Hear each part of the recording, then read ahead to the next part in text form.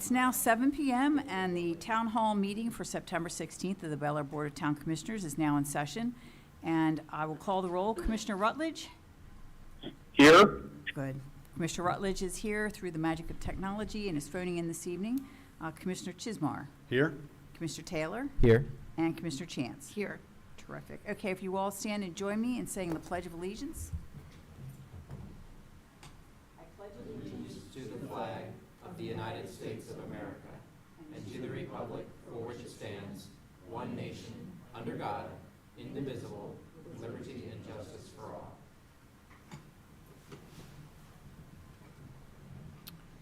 And do I have a motion to approve the agenda?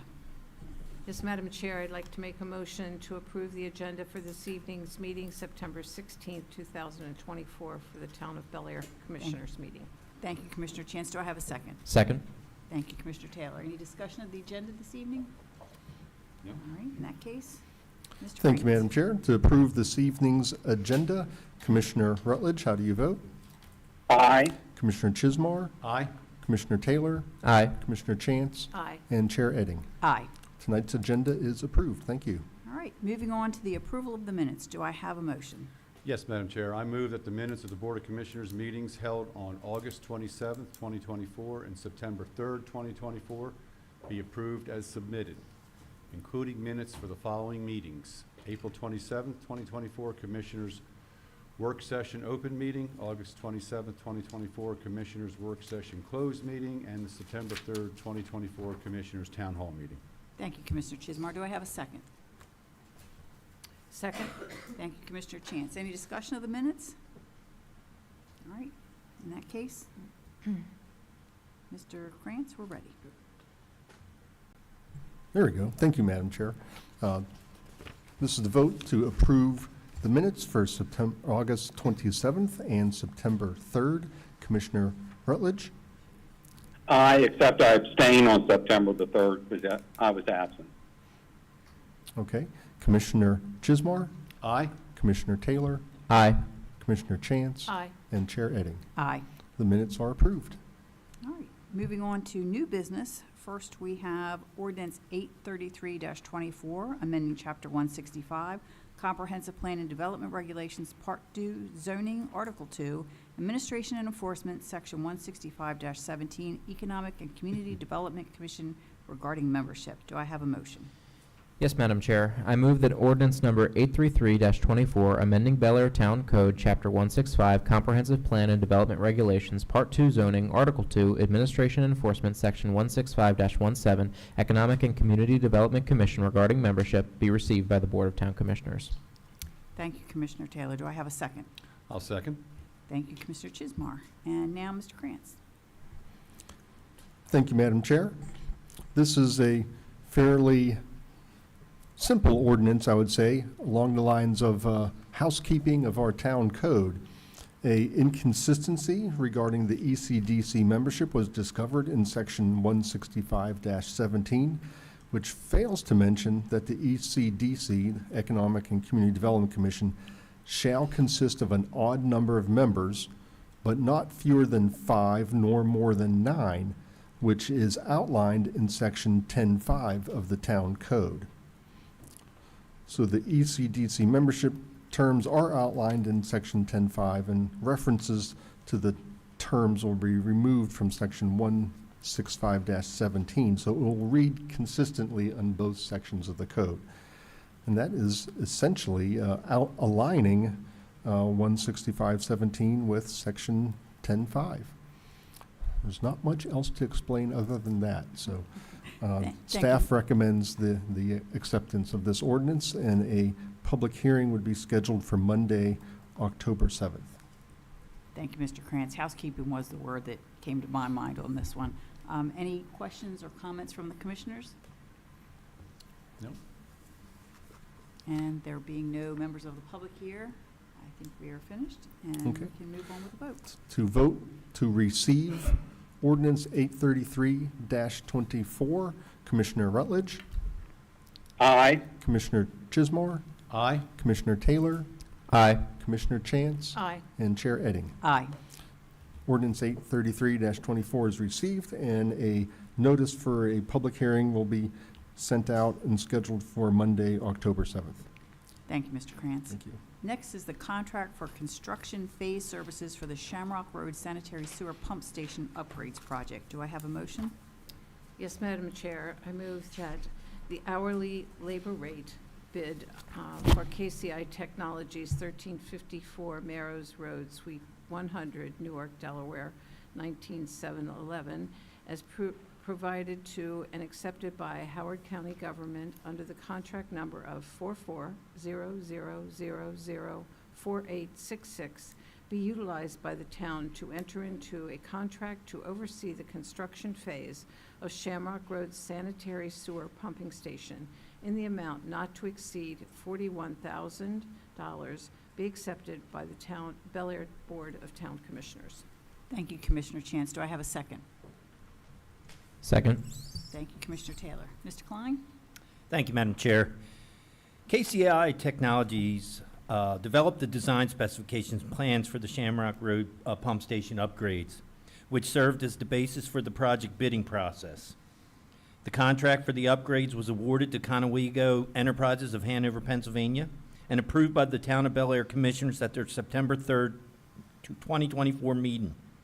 Given KCI's role in designing the project, it is logical to have their engineers oversee the rehabilitation to ensure the work meets their standards.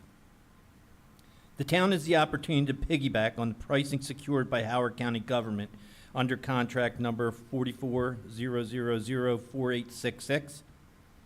Funding for this phase of the Shamrock Road Pump Station upgrades will be sourced from either the Sewer Fund or American Rescue Plan Act revenues. We're not exactly sure where that will come from yet.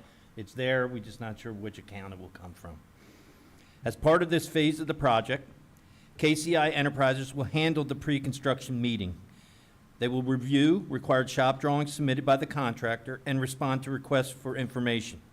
They will also review proposed change orders, provide technical assistance in including troubleshooting and testing, and prepare a punch list after construction to ensure all deficiencies are addressed.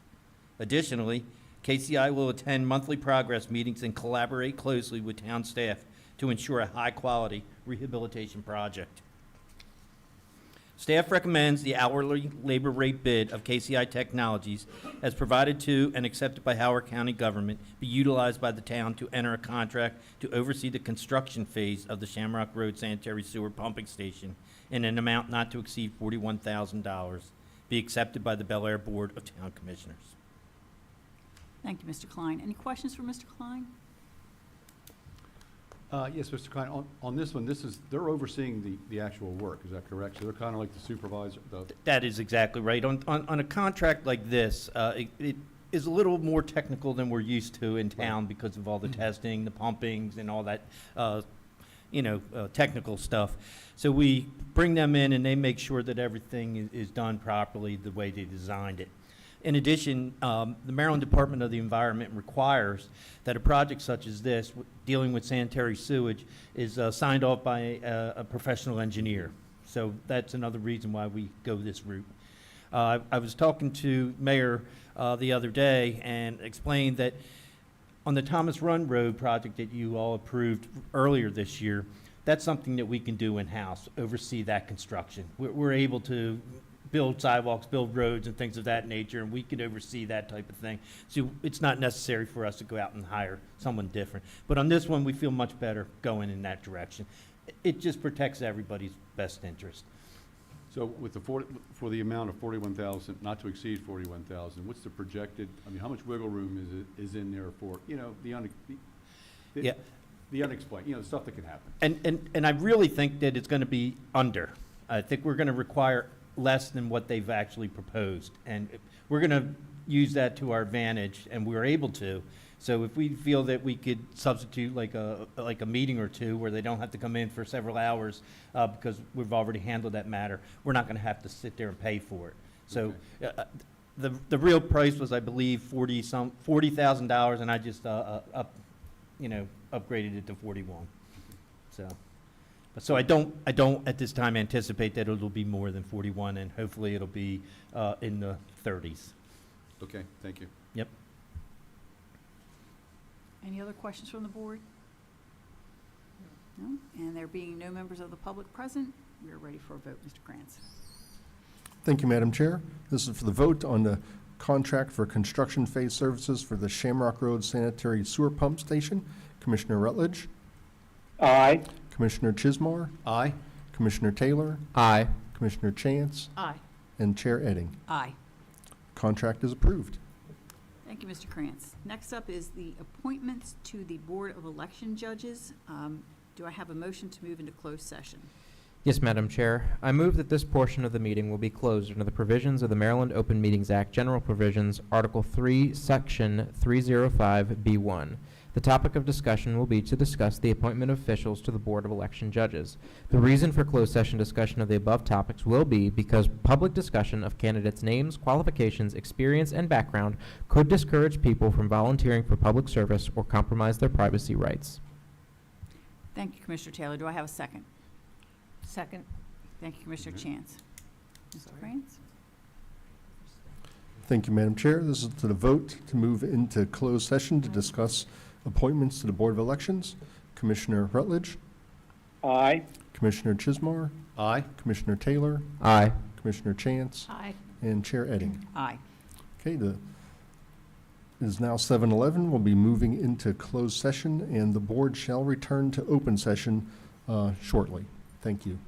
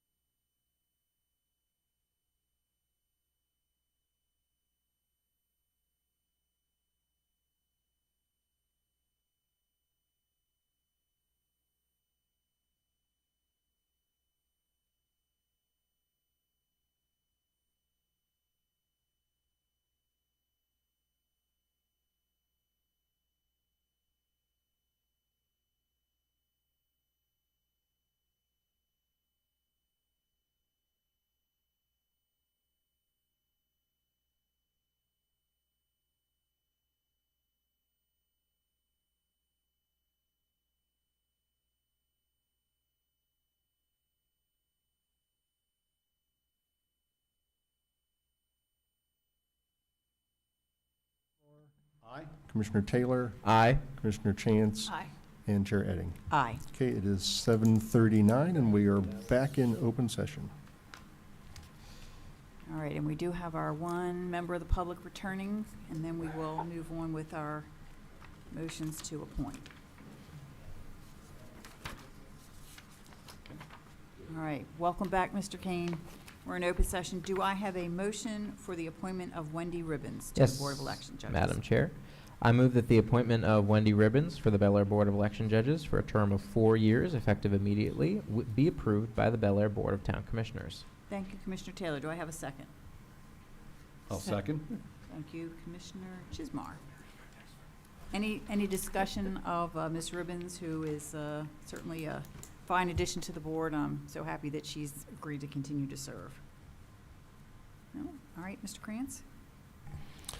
Thank you, Madam Chair. For the appointment of Wendy Ribbons to the Bel Air Board of Election Judges, Commissioner Rutledge, Aye. Commissioner Chismar, Aye. Commissioner Taylor, Aye. Commissioner Chance, Aye. and Chair Edding. Aye. Ms. Ribbons is reappointed. Thank you. Thank you. And do I have a motion for the appointment of Ruth Oswald as an alternate to the Board of Election Judges? Yes, Madam Chair. I move that the appointment of Ruth Oswald as an alternate to the Bel Air Board of Election Judges for a term of 4 years, effective October 1st, as per the code, be approved by the Bel Air Board of Town Commissioners. Thank you, Commissioner Taylor. Do I have a second? Aye. Yes. All right, thank you, Commissioner Chance. Any discussion of another fine volunteer? I'm so glad that we have so many volunteers to handle these positions in the town. No? All right. Mr. Krantz? Thank you, Madam Chair. For the reappointment of Ruth Oswald as an alternate to the Bel Air Board of Election Judges, Commissioner Rutledge, Aye. Commissioner Chismar, Aye. Commissioner Taylor, Aye. Commissioner Chance, Aye. and Chair Edding. Aye. Ruth is reappointed as an alternate. Thank you. All right. Next, we have miscellaneous, the discussion of the National POW MIA Recognition Day, which is Friday, September the 20th, 2024. We did get an email regarding participating in this, and I know Mr. Hopkins has a few things to tell us about what he's learned. Thank you, Madam Chair. So I did, upon receipt of your email, I did follow up with the Legacy Honor Foundation who penned the letter, or rather the email to you. Had a lengthy conversation with her on how to celebrate this day. Unfortunately, we may be a little behind the curve since we did not have a work session last week. It put us a little behind the curve on having a discussion with the commissioners on how they would like to proceed. I think most everyone's probably familiar with the POW and MIA Recognition Day. Most restaurants, organizations will have a dinner table set up. It follows a specific set of requirements on how it's to be established. We don't really have the logistics in the rotunda to do that. So I discussed with the Legacy Foundation other ways that we could fulfill this recognition. One of those, they recommended we could do a proclamation, potentially to the American Legion and the VFW here in Bel Air. Legacy Honor Foundation did send me a list of MIA service men and women from the previous wars. Most of them are Harford County residents, there's about 8 or 10. They recommended we could select maybe a family and honor that family. And then Mr. Krantz and I had discussed possibly the raising of a POW MIA black flag. The actual recognition date is this Friday. We will not have a town meeting again until October. So I know that I spoke to you earlier today, but it didn't occur to me that September was a 5-Monday month until after you left. So we really won't have anybody to present it to unless we do it post-event, which we could do and then put this on the rotation for recognition next year. So I'll leave it open to the commissioners how you want us to proceed. I would even have to check whether Mr. Krantz and I could obtain a POW MIA flag prior to Friday, maybe from FW Haxel down in Havertide may have one. But that's sort of our options right now. Certainly, if we choose to not take action this year, we can certainly follow up and put this on the calendar way ahead of time next year. But I'll leave it to the commissioner's discretion, ma'am. And that's what I'm looking for, input. Yeah, I didn't know it was this quick, but, yeah, we all get, 4 days? I think the flag idea would be a good thing. I think it will be seen by more than having the missing diner or the Right. table in the rotunda or something like that, because how many guests do we get a day? maybe a dozen or so. And they're probably goal-directed with paying a bill. Right, Right. and I think that would be a much better, a good Certainly. substitute right now Mhm. for, in this quick response, and, you Sure. know, Amazon maybe get you a BMW. I don't know. Amazon Prime Day, it could be. We didn't really explore till we knew what you wanted to do, the turnaround time for such a flag, but we could do that. And I would have to check with DPW to make sure the lanyard is set up to accommodate a flag. I think even if we don't make the 20th, I think we can still honor them by Right. putting the flag up. I don't know if there's a protocol of whether we would fly the flag continuously or whether we would put it up for that period of time, then take it down. That, I'm not sure. But certainly, the flag would be the quickest way for us to turn around Yeah. a resolution to this. Maybe even the Legion might have an extra flag or something like that. True, they that may. we could potentially borrow for the day if we can't get one. Sure. I love the can idea of a look into flag it. because of all the traffic that goes up and Yeah. down Hickory. I Right. think a lot more people would see it I- than having a table inside the missing man table, so. And they'd immediately know what it was. People may not know what the missing man table was for. Right. What it represents. Well, then, Mr. Krantz and I will work on a flag, and then we'll put this in on the calendar for next August to prepare proclamations and do something a little different, more involved next year. Thank you.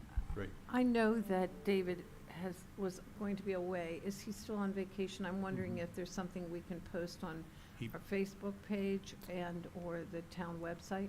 He will be away. I Oh, can. happy to, Yeah. absolutely, I can do that. Just something that says we're. We'll be flying that recognize it. flag if that turns out to be Well, accurate. whether the flag Hopefully we gets flown can. or not, that, that's the day of. September 20th. Mhm. And that we I think that's a terrific idea. honor our POWs and MIA. Yes, ma'am. We'll take care of it. That's a terrific Okay. idea. All right. Thank you.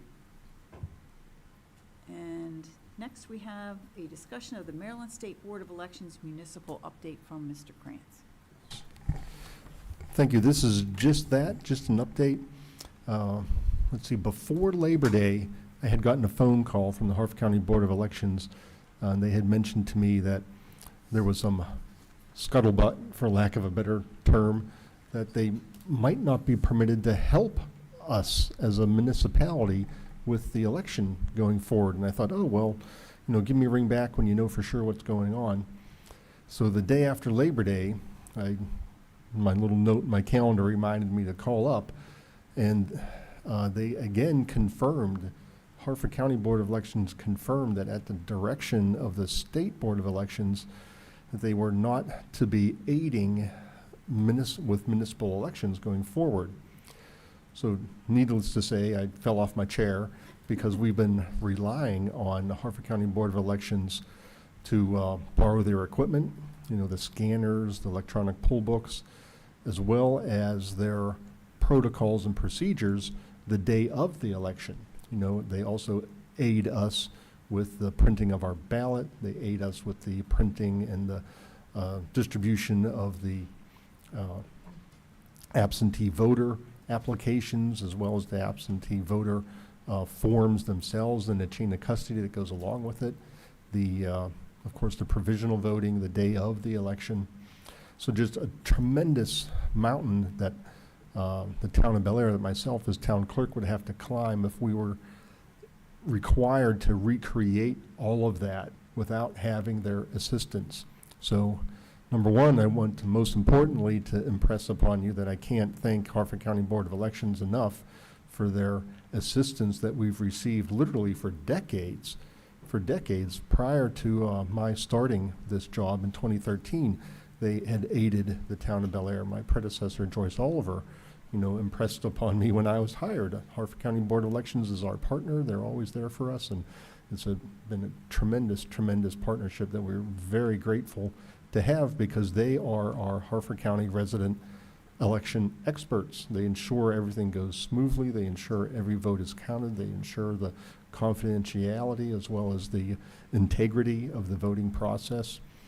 And they've actually helped me train our election judges when it comes time to learn how to operate the equipment and to learn the protocols and procedures that they might encounter during the day of the election. So I did reach out to our fellow municipalities. Aberdeen and Havre de Grace received the same verbal notice.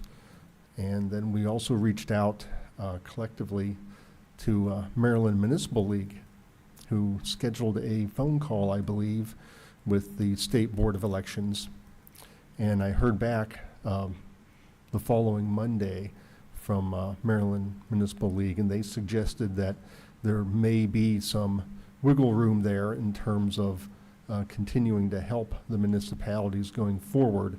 So I'd like to just preface this, or maybe categorize this as only a notice, sharing some information of some very scary news, but it might not be all that bad going forward. I was told to kind of give it a week or two while Maryland Municipal League and the state of, and the Maryland State Board of Elections talk about what type of agreements they potentially could put in place to continue with aiding municipalities. But I think their biggest concerns of why they might want to stop aiding municipalities is that there's 150, 160 so municipalities around the state of Maryland, and not all of them follow the Maryland annotated code when it comes to elections. Some of them have different, they allow different people to vote. They allow things that don't necessarily comply with the code, and I think the Maryland State Board of Elections looks at that as potential liability, not really wanting to be involved in an election whose process or protocol is different than their own. Where that is not the case with the town follows the annotated code. It even references it in our elections code in several different locations, and it also references the help that we often receive from Harford County Board of Elections. So I don't think this is decided for sure yet. At least I'm still holding out hope that we're still going to have help for our 2025 election. But I'm beginning to think through in my head just exactly what I would have to do as town clerk to prepare, to hold an election on my own without the assistance from Harford County Board if that were necessary. So I reached out to the company that does supply the scanning machines. I'm waiting for a quote back from them. They can supply the machine, and they can supply a technician, maybe. It depends upon how many other elections are happening on that day in November in 2025. So ideally, they would also supply a technician, which might become very pricey because I'm not the IT professional that knows how to properly start up and shut down and perform the logic and accuracy testing of the machine to zero it out, that you have to do prior to the day of the election. And of course you have to, I know the machine then gets all locked up with the certain tabs, and then nobody touches it again until it gets turned on that morning by the election judges, and then they note, in their books and in their tags, who clipped the tag open, they follow the chain of custody for turning the machine on and engaging it and zeroing out the vote and showing, putting out the ticker tape that then gets posted on the bulletin board. So we've watched it. We've always had the aid of an election professional, to kind of look over our shoulder and point, okay, now do this next, now do this next, and here it is, and it always has worked out seamlessly. So I don't know if I would really want to rent a machine, but I would like to make it more simplistic if we have to run our own election and maybe just hand count the vote. But I'm afraid the expectation nowadays is people expect the results immediately, following the closing of polls. And if we were hand counting votes, you couldn't do that all in the same night. You'd have to send people home and come back and do it the next day. So, well, I'd like not to have to do it. I think we would have to rent the scanning machine and see how technology would treat us. But I think I might be thinking too far ahead. I'm hoping that the assistance isn't withdrawn completely, and there can be some type of agreement, whether it's signing a liability agreement or agreeing to pay our fair share of whatever assistance that the Harford County Board provides. I'm sure I know I would be happy to do that, but it might require asking you for a budget amendment, or certainly a change to the next fiscal year budget when it comes time to budget for the upcoming election. So it's really just a heads up tonight, with I'm not 100% certain that assistance has been withdrawn at this point. I'm thinking there's still discussions going on between the state and the Maryland Municipal League. So, Madam Chair, there's also, I'm sorry, I didn't mean to interrupt you, Mr. Taylor. I wanted to let you know, sort of piggyback off of Mike, because him and I have been going back and forth with this since Labor Day. They didn't never notify the municipalities. Just to clarify, the state sent an email to the local boards and said, you are no longer permitted to provide assistance to municipalities. So, Mike had these verbal conversations, and I reached out to my colleagues at the Maryland Municipal Attorneys Association and said, hey, has anyone received this? And if you've received it, can you please forward it to me? And they did. I got responses from the city of Annapolis and Montgomery County Law Department, and they confirmed that the state has withdrawn all assistance based on this email. The consensus amongst all of us is that it's completely not based on law. They are looking at it going, local government article and the election law article does not say anything about the local boards of election providing assistance to municipalities, except in the fact that they are required to maintain our voter rolls. So what we all said was, so what? If the law doesn't say they can't do it, it doesn't mean it's prohibited. And we should be able to contract as we see fit, which is what everybody's done. City of Annapolis included has a contract or a MOU with Anne Arundel County Board of Elections. Montgomery County has its own. And so I'm saying, what's the problem here? I don't understand. I mean, no one has really given anyone, I don't think, a straight answer as to what the issue is, so we can kind of come together and say, what's the resolution here? So he's correct. There's various conversations going on, and what I'm hearing from my end, this is a budget issue. This is a money issue, and I wish they would just say that, because if it was, then that's something we might be able to work around. And I would understand that. I would too. I don't understand. I'm sorry, we've done this for decades and we're not going to do it anymore. And their solution to the problem, when Mike did reach out to the deputy director, was absurd. It was, you have a right under the statute to file to place your election on the state ballot. The problem is that you have to do it 18 months in advance of the deadline. We're already way past that. Havre Grace has got an election in November. And they're like, yeah, just try. And there's no guarantee the state can even agree to accept it. Now, I'm not saying you would do that or whatever, but that option is completely off the table. But it made no sense. And we kind of went back and forth, the lawyers and I, by email, and we're like, wait a minute, you're willing to violate the clear dictates of the law that says the municipality has to submit 18 months in advance because of an extenuating circumstance. But you're reading into the law that doesn't exist, saying that this is illegal to do. So the other thing that we came up with was a sort of idea is that since they're taking this stance, and of course also they were like, oh, we'll have your town attorney contact our assistant attorney general. Who would that be? And they never answer.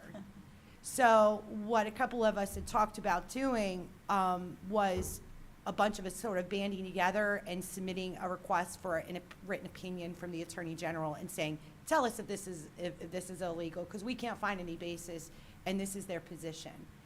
Is it their position that it's not legal for them to participate? Correct. That is? Yes. Oh, that's. Yes. There's nothing in the local government article and the election law article that permits the state to provide assistance to the municipalities, so they have interpreted Which is not the it. same as saying. Correct, So exactly. was this voted on by the State Board of Elections at their most recent meeting? I do not know, to be honest with you, because she never said that in her email Okay. to us that we got from Jennifer Berry, Deputy Director. I don't know where the decision Yeah. came from. Because I know that they just met a couple weeks ago, like around the time that you were talking about this. And what they do in September is they proof the ballot. So they certify the ballot, which is what they were meeting for. I'm going to go back and look to see if this was on their agenda, because this does not seem like something that the administrator can just do on a whim. This seems like something that the State Board of Elections the membership would have to vote on and agree this is going to be the opinion. And when we pointed it out to her about the time frame, and even having it, now we don't have an election this year, thank God. Right. But if we did, we would be really in trouble. And we pointed it out. We're like, we're way past that 18 months. And she said, well, we have a meeting, so you need to submit a request in writing if you want it on the state ballot, and because we'll vote on it. But how can you vote on it when we haven't even made the request within the statutory period of time? Right. And they don't have to agree. And when are we going to find out that they don't? They're not going to grant us to put it on the state. I'm not saying, again, that you should do that. But you see the kind of So- conundrum that's put Mike in the town. This sounds like the type of thing that if MML can't resolve it in the next month or two, this is something that we should, as a municipality, ask our Yeah. state legislators Yes. to pass enabling legislation not, just to clarify, first of all, like put it in state law. Local election board absolutely can do this, Yes. and then empower them to make that decision. Correct. And if they want to enter into an MOU, which is Right. what everyone has. I haven't heard one municipality on all the emails going back and forth with the MMAA saying, they just do it to help me out. Now, to Mike's point, the lady was very concerned and apparently very upset because you said she used to kind of run a local Board of Elections, right? And she had seen like Rockville doesn't follow the annotated code. Right. And I'm saying, okay, well, that's Rockville. That's Right. not the town. So you have a contract. If they don't follow the law, then you get to say bye-bye. That's what a contract's there for. And so instead, it's just sort of like killing a fly with like a sledgehammer. Like, The irony of all of this is I think that even that would be probably tough to sell to the Maryland General Assembly, because what they're talking about is people under 18 being able to vote. Is most of the time that's what we're talking about, the voting age being 16 in some of these municipalities. And I don't even know if the Maryland General Assembly would be willing to go so far as to say if you allow 16-year-olds to vote, you shouldn't get, funding. So this, I've not heard of this, and I think that this decision is going to cause a lot of uproar. yeah. And it's going to be bipartisan uproar, because there are a lot of reasons that folks on both sides of the aisle in Annapolis would not like this decision. Yeah. So, obviously, I think it's smart to not go, guns blazing for the first month or two while we still have a little wiggle room of time. But if if our, folks can't work out an agreement that satisfies us, this feels like a legislative issue to say, or an attorney general opinion. If Yeah. if we can get that'd be even better. Obviously, your last resort should always be trying to change the law Mhm. and lobbying your state representatives, because that process. And we only get one session where we can. And if it doesn't work out, then we're stuck. Yeah. Because we've got an election, we've only got one session between now and our next election. But this is honestly shocking to me that they've made this decision. This is baffling. When he told me what was said, I was, are you sure? It was one of Right. the, like, are you sure they would actually do that? Like, why would they do that? This has been going on, this relationship's been going on for With years. really no notice. I mean, just like. No, none. Not we're considering this, here's our issues, here's our Nothing. problems, or whatever. Yeah, just or like, let's phase it in, right? Right. Let's see who's in- got in 2 elections. years, Yeah. this is what we're gonna do, Yeah. get ready. No, it was just like, cut off, goodbye, cut the cord, have a nice day. Well, and they put the burden on Hartford County to tell us. Yeah. They didn't, Right, they, the they local. put Stephanie in a terrible position. Horrible there. position. I'm- So. I'm sure the local boards are very unhappy with being put Oh, in that yeah. position. I mean, there was a lot of chatter back and forth because, again, a lot of the attorneys they're running around. They're kind of doing we're doing the same thing that we're doing, but they're worse because they got elections coming up and they know they have to come into compliance really, really fast without any assistance. And, Mike pointed out. It's an election year nationally.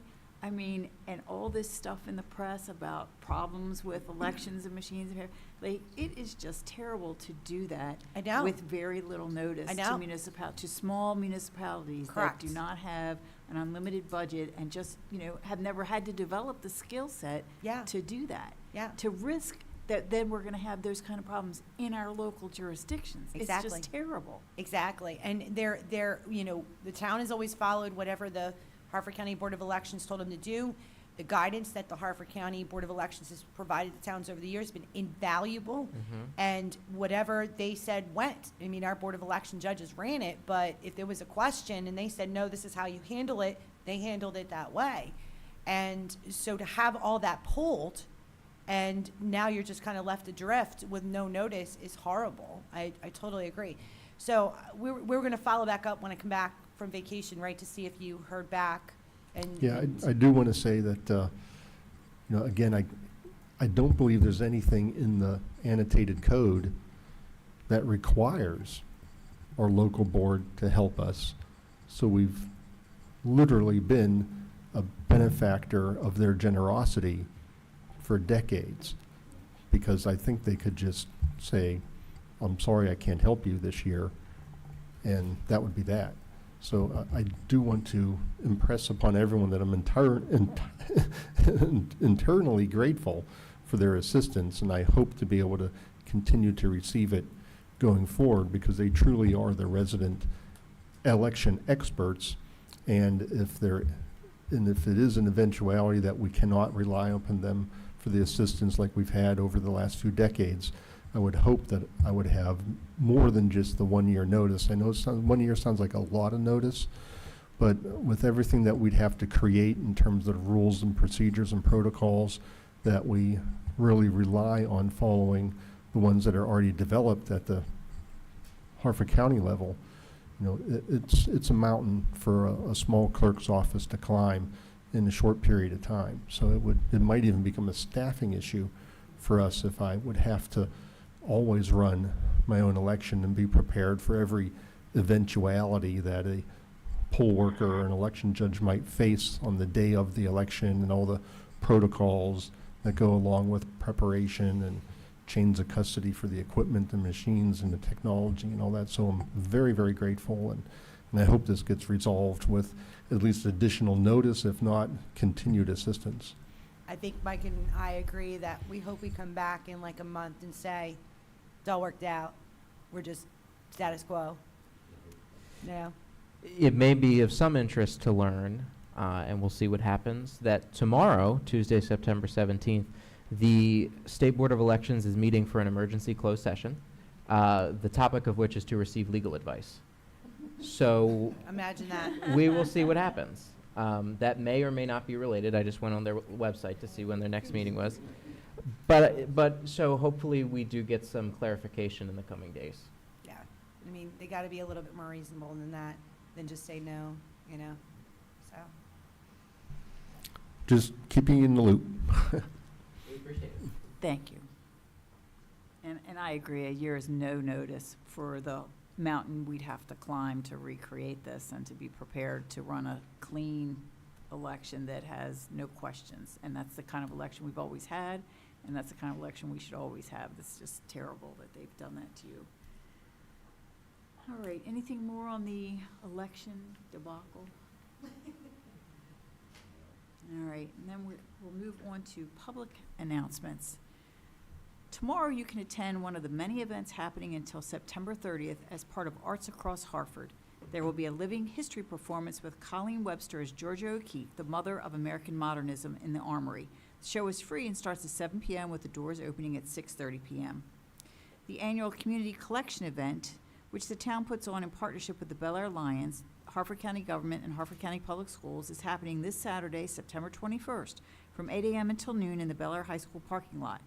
You can bring a single carload of household goods, shoes, clothing, and other items for reuse, as well as personal documents for shredding and small appliances such as air conditioning units, dehumidifiers, and mini fridges for a rebate from BG&E. Visit our website or contact the Department of Planning at 410-638-4540 for additional information. This is a good time to clean out those closets and the garage to make room for Santa's visit because Christmas is only 101 days away. Also taking place on September 21st from 6 p.m. to 9 p.m. at the Armory is Dunnigan's, Bel Air's premier speakeasy. Tickets were still available when last I checked. It's a very popular event.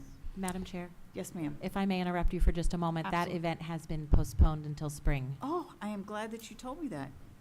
Postponed until spring. No Dunnigans this Should be weekend. moved to April the 5th. April 5th. I am. I did not see that. All right, thanks for that update. So now we've updated everyone. The next Red Cross Blood Drive at the Bel Air Armory is happening on Tuesday, September 24th from 10 a.m. until 3 p.m. There's an emergency shortage of blood, so donations are critical. People who donate between September the 16th and September the 30th will receive a $15 Amazon gift card. Visit redcrossblood.org, search for blood drives in the 21014 zip code, and click the link for Town of Bel Air Armory to reserve your spot. Donations are by appointment only, so the Red Cross volunteers can have your juice and cookie ready. Anyone who is 16 or older, weighs at least 110 pounds, and is in general good health can donate. The 18th Annual Harford County Wine Festival is scheduled for September the 28th from 1 p.m. to 6 p.m. at Rockfield Manor at 501 East Churchville Road. The event is sold out, but people who are in the area on that day should anticipate heavier traffic than normal. The final First Friday of 2024, hosted by the Bel Air Downtown Alliance, will be Friday, October the 4th from 5 to 8 p.m. in the parking lot next to Das Beer Hall at 121 South Main Street. First Fridays may be ending, but the farmers market continues through October on Saturday mornings from 8 a.m. until noon, so you have a few more opportunities to visit. The farmers market is a producer-only market where everything sold is grown, raised, or made by our local vendors.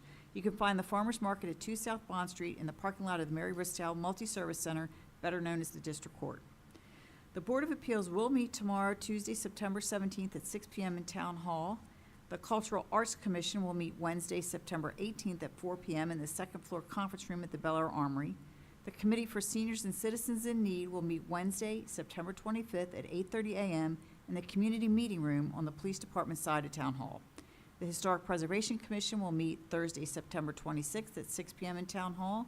The Board of Town Commissioners will hold a work session on Tuesday, October 1st at 5:15 p.m. in Town Hall, with the next town board meeting happening on Monday, October the 7th at 7 p.m., also here in Town Hall. And the Planning Commission will not be meeting on October 3rd, as usually scheduled. Did I miss anything? Thanks for the corrections on Dunnigans. Madam Chair, Yes, ma'am. I have one more. I can't believe there's something left So out of that sorry. huge long list. It was actually just to let everyone know that the Living History performance tomorrow at the Armory, the tickets have all been reserved, so that is Wow. also sold out. Though the tickets were free, you did have to make a reservation, and we are at capacity. That is terrific to It hear, is. really. Yeah, thank you. So the rule is, like, get your tickets Get your early, tickets even early. if they're free, because It's they will true. be gone. Yep. All Thank right. you. Thank you. If we have no more public announcements, it's time for public comment. Any member of the public wish to make a comment? Thank you for showing up anyway, Mr. Kane. All right, and now we have commissioners' comments. No other comment than to thank Mr. Krantz for all the diligent work that he's done on many different issues that would cause anybody some major heartburn. So my hat's off to you, Mike. No other comments? I have to say, Mr. Krantz, I feel for you, because that is a terrifying possibility in just over a year to have to face. So we'll cross our fingers that they do the right thing at the state board after getting some legal advice. The MML dinner, if anybody didn't pipe in on the menu, is going to go out tomorrow morning, so that we can get a price and final that. Congratulations to the police department and Public Works for the lovely, lovely Festival of the Arts. It was a huge success, very well attended, and I saw your guys this morning cleaning up. So, hats off to all of you. Go ahead. The person who's running it now for the Parks and Rec, John Resnick, I believe his name is, I think he gets some kudos too. Oh. Perhaps maybe from the town, somewhere. Absolutely. I know John Resta for something like 30 years. Our sons were in my Cub Scout den together, and he has been with the Bel Air Rec Committee for forever and does a great job. He's an engineer by training, so he's very organized with where he's going to put vendors and how he fits everybody in there. He does a great job. They sell out their spaces every year. They have like no more room and more people that want to participate. Yeah, he's been really hands-on, and he's very communicative with our group, so we know exactly what he expects, and he follows through with everything we ask of him. So as he indicated in an email that I saw earlier today, he felt was one of the best events ever, so. It was, I and the just- weather yeah. cooperated. Last year, they had some rain, which put a little bit of a damper on things, although they still had, plenty of people there last year. But this year, the weather really cooperated, and they had a great crowd. Thank you, Madam Chair. So thank you for all of that. Madam Chair, I did actually email Mr. Resta late this afternoon, but feel free if anybody wants to add or email him individually. I did follow through on that. Yeah, he's a great guy. He really is.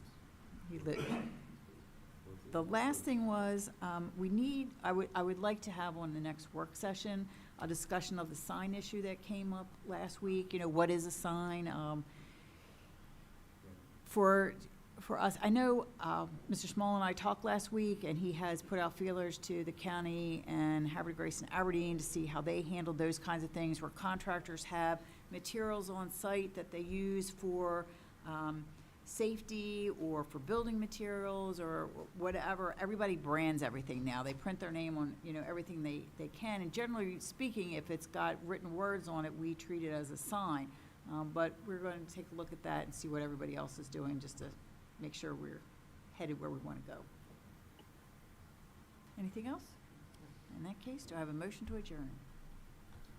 I move that we adjourn. Thank you, Commissioner Chismar. Do I have a second? Second. Thank you, Commissioner Chance. All in favor? Aye. Aye. Thank you. Thank you, Mr. Rutledge.